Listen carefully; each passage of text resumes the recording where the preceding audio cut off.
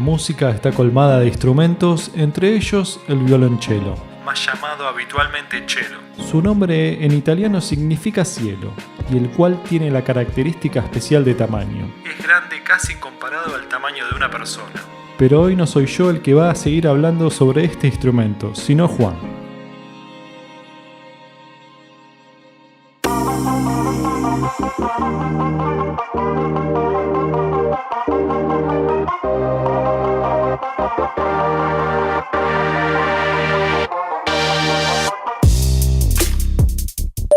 Ya hicimos una breve presentación, pero como hacemos absolutamente con todos los que pasan por este podcast, queremos que se presenten. ¿Quién sos y en dónde estás grabando esta entrevista? Bueno, hola para todos los que escuchan, mi nombre es Juan David Hernández, estoy grabando desde Buenos Aires, desde Caballito, pasando la cuarentena acá con mi hija, hablando un poco de café hoy.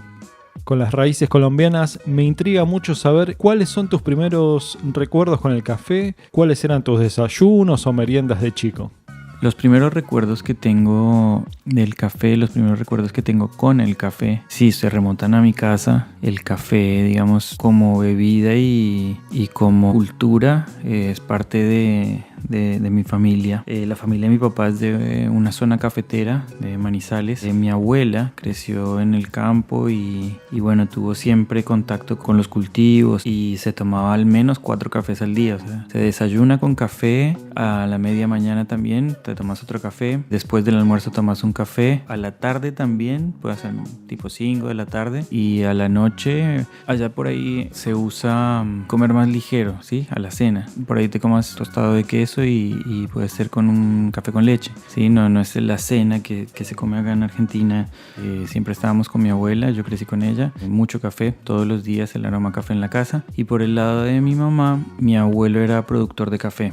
Él tenía una finca que se llamaba Alaska. Allá se producía, se sembraba y se trillaba también el café. Luego el café se vendía directamente con un socio que él tenía en Estados Unidos. Y bueno, ese negocio murió porque el socio hizo unas inversiones en la bolsa que no le salieron y nada. Hubo toda una historia familiar alrededor de eso porque bueno, mientras estaba todo complicado, la finca quedó parada y al final, bueno, mi papá resultó sacando adelante, digamos, toda la situación, pero ya en ese momento ya no se estaba cosechando. Entonces lo que se hizo fue vender. Esa historia, bueno, esa misma historia le pasó a muchos productores porque fue un negocio que fue muy rentable en su momento. Bueno, lo que pasa con muchos negocios agropecuarios parece, ¿no?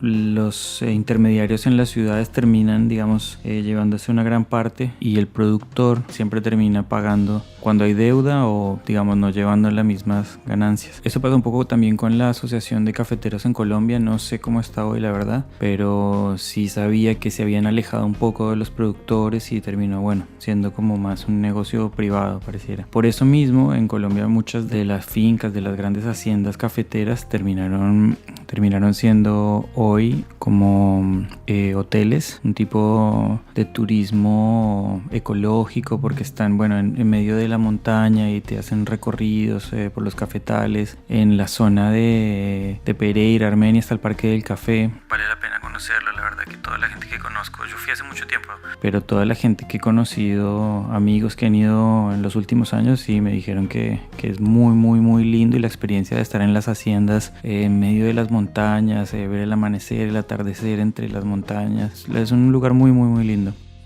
¿Qué tan amante del café te sentís hoy? ¿Cuánto café circula desde aquel Juan de chico al Juan de la actualidad? Bueno, hoy yo me siento un amante total del café. Me tomo 3 cafés al día. Yo trabajo como músico y doy clases en un lugar en Colegiales que casualmente, digamos, se hizo en base al café. Es un espacio cultural que se llama Casa Freire. Bueno, aprovecho para comentarlo. Es un espacio cultural donde hay clases de piano, flauta, guitarra, cello. Yo doy clases de violonchelo. Es un espacio artístico y de recreo social, para hacer eventos, para compartir. Ese lugar se arma en la casa de la abuela de Martín Cabello. Y la abuela, bueno, los abuelos fallecieron, pero ellos habían construido esa casa en su momento y en el fondo hay un tostadero que era el trabajo que tenían juntos, ¿no? Porque la abuela también tostaba, a la par el abuelo y la abuela tostando café. A mí me llama mucho la atención porque a veces cuando estamos con la puerta abierta, ¿no? Ahí en la casa, la gente pregunta por el café, pregunta por Cacho, que es el papá de Martín. Se ve que cuando ellos eran chicos todavía se usaba ir a comprar café en esas latas. Sí, son unas latas que no sé cuánto cabe, debe caber mucho más de 1 kilo, pero allá en el tostadero en Freire todavía estaban. En el tostadero está la máquina original, una máquina a gas, están los empaques de esa época. Esos empaques deben ser por ahí del 70 o del 80, con ese tipo de diseño retro, muy lindos, en muy buen estado, ¿no? Porque estaban todos guardados en bolsas. Y por suerte, ahora que el papá de Martín ya no está tostando y Martín, bueno, estaba trabajando con la música, aparecieron los chicos de Motofeca que están tostando café ahí, bueno, ya por supuesto con un sistema muchísimo más moderno, una máquina eléctrica con la que pueden, bueno, controlar todo el proceso, ¿no? Desde la puesta del grano hasta la temperatura en la cocción. Yo me acuerdo que cuando llegué ahí veía las primeras veces tostar a Cacho, era él con una pala levantando la bola de hierro, ¿viste? Al fuego y a ojo, mirando cuando estaba a punto el café, ¿no? Y si es torrado, bueno, entonces esperar hasta que estuviera en la temperatura para que el azúcar no se quemara. Muy, muy interesante, la verdad que fue una casualidad. Y así que cuando trabajo ahí en Freire siempre estoy con el olorcito del tostadero. La batería, la guitarra, el bajo, el piano son instrumentos muy comunes de llegar a conocer. Pero, ¿cómo se llega a tocar el cello? ¿Cómo llegaste a conocer por primera vez este instrumento? ¿O tuviste algún otro instrumento que te hizo la conexión para que llegues al cello? Y la verdad que por lo general me escriben personas que no han tocado el instrumento antes. La mayoría de mis alumnos tienen el cello como un hobby. Son personas que algunas veces tienen una historia con la música anterior, pero la mayoría vienen de 000.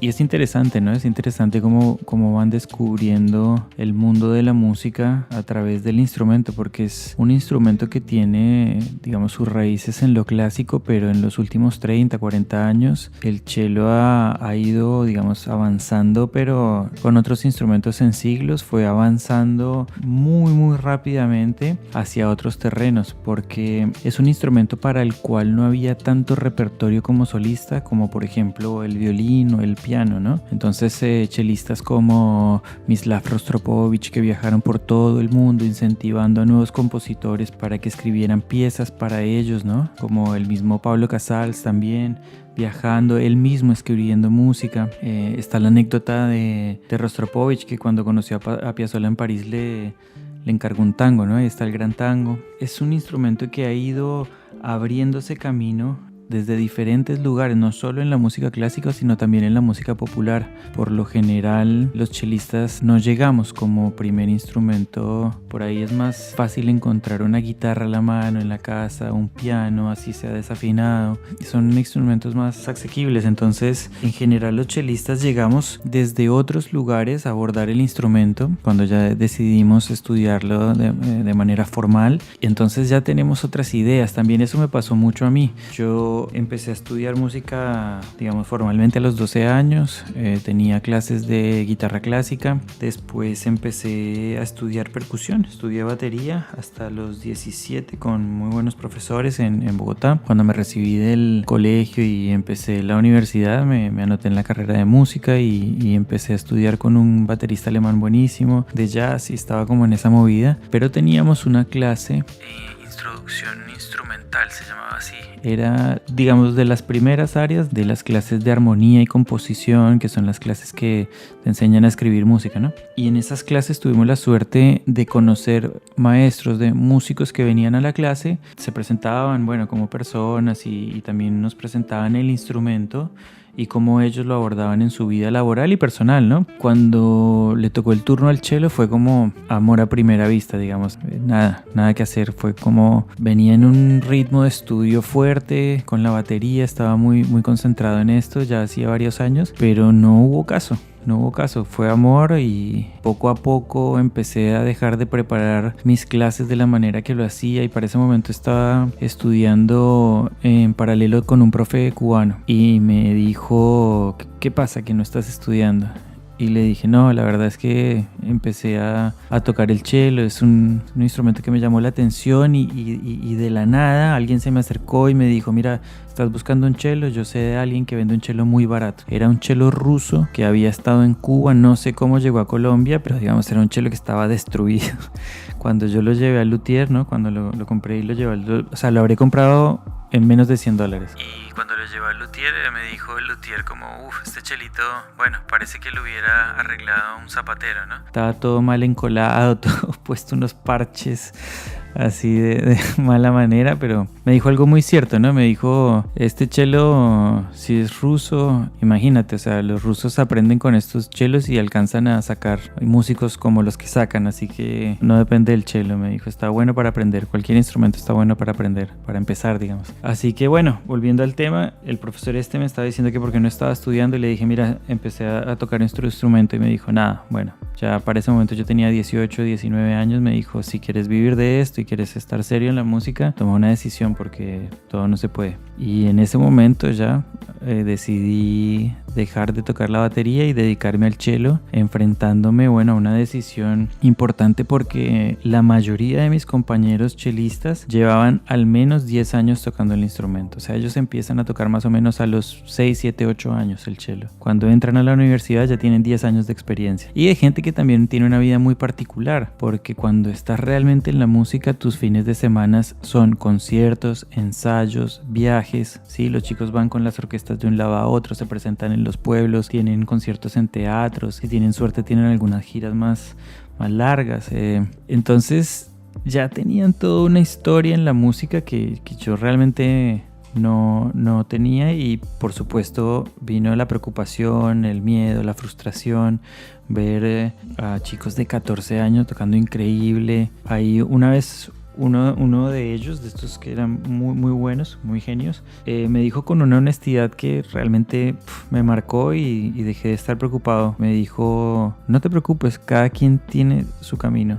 Y me lo dijo esto un chico de 14 años que se tocaba todo, pero me lo dijo con una honestidad, como con un cariño y tan puro que de verdad me llegó y dije, sí, ¿sabes qué? Es como, este es mi camino, no es otro, y es mi camino porque realmente lo quiero. Así que empecé a ver, digamos, las posibilidades en eso, ¿no? Cuando empiezan desde los 8 años, claramente tienen una línea de educación marcada. Yo había estado estudiando, no es que no había estado haciendo música antes, entonces decidí, bueno, ¿cómo hago para que los recursos que ya tengo me sirvan? Y competir con ellos es imposible. O sea, realmente para mí es imposible competir en música clásica con un músico clásico. No hay cabida. O sea, tendría que estar estudiando, no sé, 8 horas diarias sin exagerar. Y bueno, he tenido que resolver muchas otras cosas de la vida, así que tuve que ser práctico. Y empecé a abrirme camino con la música popular. Decidí cambiar el conservatorio por una escuela de jazz donde no había profesor de cello porque es raro que un chelista se dedique como carrera formal a tocar música popular y jazz. Entonces estudié con músicos muy buenos de jazz,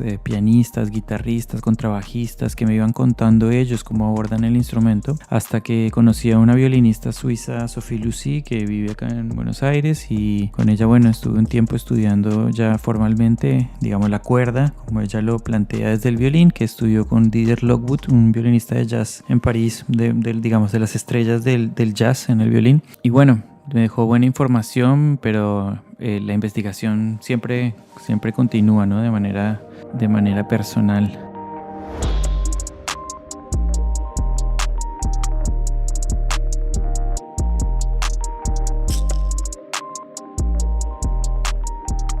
Para todos los que nunca escucharon un cello, ¿qué músicos recomendás?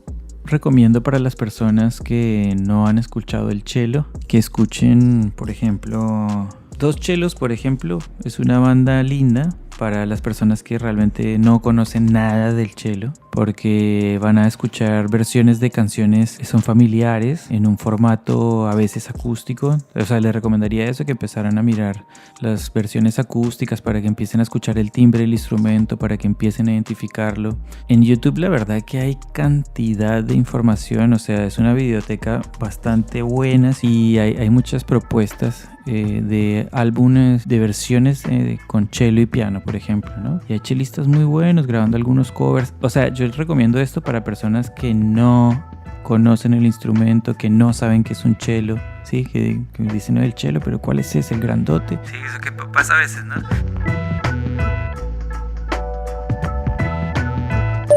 ¿Qué le podrías decir a los que están dudando en aprender cello y a todos los que están escuchando este podcast? Bueno, para los que les gustaría, digamos, tener la experiencia de escuchar un cello o de, digamos, si tienen el instrumento y quieren continuar con su proceso, estoy ofreciendo las clases online. También estoy ofreciendo, digamos, algún tipo de conciertos privados con charlas, así que me pueden contactar por el Instagram @clasesdecello, y si quieren saber más del cello, bueno, nos ponemos en contacto y los ayudo con todo lo que sea posible.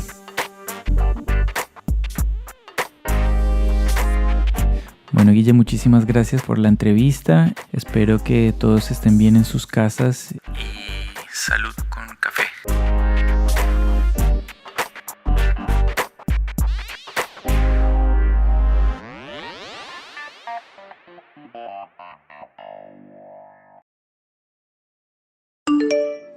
Bloom Podcast. Bloom Podcast. Podés escuchar este y todos los episodios en iVoox, Spotify y YouTube. Y nos podés seguir en @holacorchete para estar más informado de cuando sale alguno nuevo.